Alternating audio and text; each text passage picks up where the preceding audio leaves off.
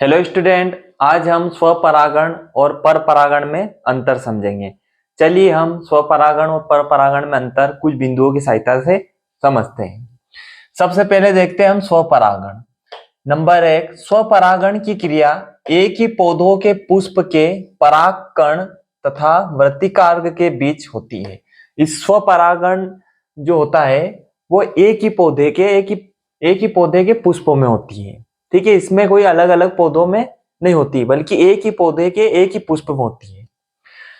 पर परागण में देखते हैं तो पर परागण की क्रिया एक ही जाति के दो पौधों के दो पुष्पों के परागकण और वृत्तिकारक के बीच होती है।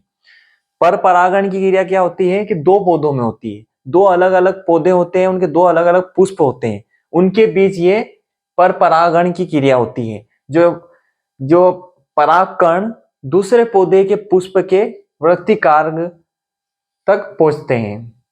ठीक है, इस स्वपरागण में दूसरा पॉइंट, इसके लिए कम संख्या में परागकण की आवश्यकता पड़ती है।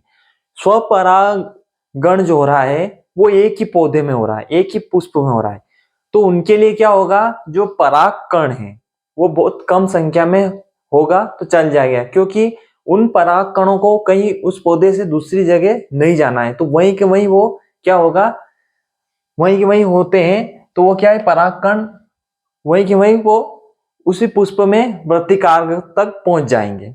और इसमें क्या होता है, पर परागण में इसके लिए अधिक संख्या में परागकण की आवश्यकता पड़ती है। इसमें इसलिए अधिक संख्या में परागकण की आवश्यकता पड़ती है क्योंकि ये पर परागण जो हो रहा है दो पौधों में हो रहा है, तो इस पौधे से जो परागकण निकलेंगे वो दूसरे पौधे तक जाएंगे, तो इसमें अधिक संख्या में होना जरूरी है। अगर एक या दो परागकण होंगे तो वो इधर वायु या हवा में क्या हो गए, गुम हो जाएंगे।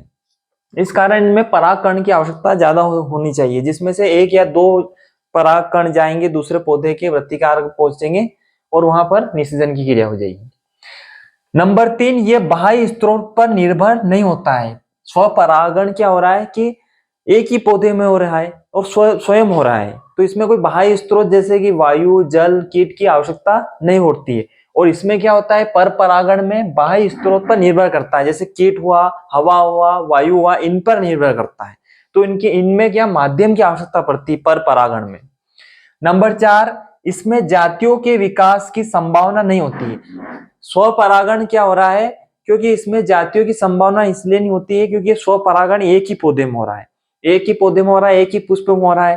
ठीक है, इसमें जातियों किस्मों के विकास की संभावना होती है, क्योंकि इसमें क्या होता है कि स्वपरागण में पौधे भी क्या है, दुर्बल कमजोर बनते हैं, इसमें क्या है, विकास होता रहता है, क्योंकि अलग अलग जातियों के अलग अलग पौधे मिलेंगे, अलग अलग पौधों से इनमें क्या पर परागण होगा, क्यों एक पौधे से दूसरे पौधे में क्या हो रहा है, इसमें पर परागण की क्रिया हो रही, तो इसमें जातियों के विकास की संभावना भी होती है। नंबर 5, बार बार स्वपरागण से उत्पन्न होने वाले पौधे दुर्बल होते हैं। अगर बार बार स्वपरागण एक ही पौधे में हो रहा है तो उससे उत्पन्न होने वाले पौधे क्या होंगे, दुर्बल होंगे, कमजोर होंगे।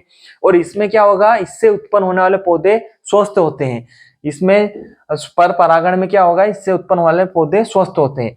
इस प्रकार आपको 5 अंतर आपको परीक्षा में लिखना है, बहुत ही सरल भाषा में ये लिखे गई, तो आप इनको रटना नहीं है बल्कि इनको समझना है। समझकर हम खुद भी इसको कॉपी में लिख सकते हैं कि स्वपरागण परपरागण क्या होता है। तो हम इसको अगर समझ जाएंगे तो अपन खुद भी इनको कॉपी में लिख सकते हैं और बहुत ही आसान शब्दों में इनको लिख सकते हैं। तो आप इनका स्क्रीनशॉट ले सकते हैं, इनके कॉपी में भी नोट कर सकते हैं।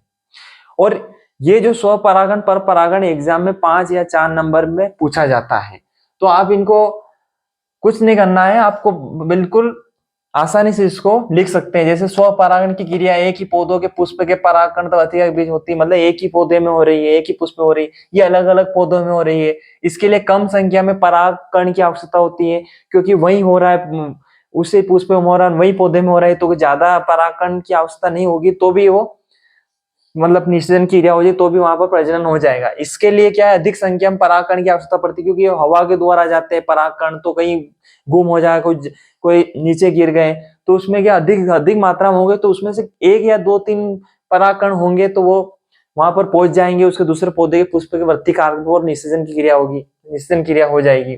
ये बाह्य स्रोत पर निर्भर नहीं होता है, क्योंकि ये स्वपरागण वही हो रहा है, उसी पौधे पे हो रहा है, तो बाह्य माध्यम जैसे वायु की आवश्यकता नहीं पड़ेगी इसमें, कि कोई कीट पतंगे की आवश्यकता नहीं पड़ेगी। ये बाह्य स्रोत पर निर्भर होता है कि पर परागण बाह्य स्रोत पर दूसरे पौधे पे जाएगा, तो इसमें बाह्य स्रोत कीट पतंग वायु के द्वारा, इसमें माध्यम की आवश्यकता पड़ती है, क्योंकि ये वायु कीट जल इनके द्वारा होता है।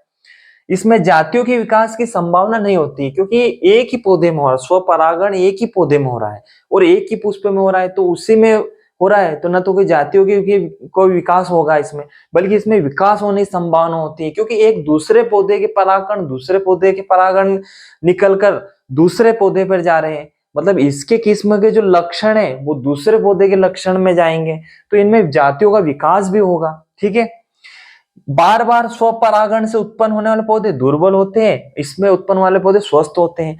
इस प्रकार हम 5 अंतर को अपनी कॉपी में आसानी से लिख सकते हैं, ना कोई इनको रटना है, बल्कि हमें को क्या करना है, इन 5 अंतरों को समझकर कॉपी में आसानी से लिख सकते हैं बेटेंशन के। ठीक है, आपको वीडियो पसंद आया तो वीडियो को लाइक करें और शेयर करें और सब्सक्राइब करना ना भूलें। थैंक यू बच्चों।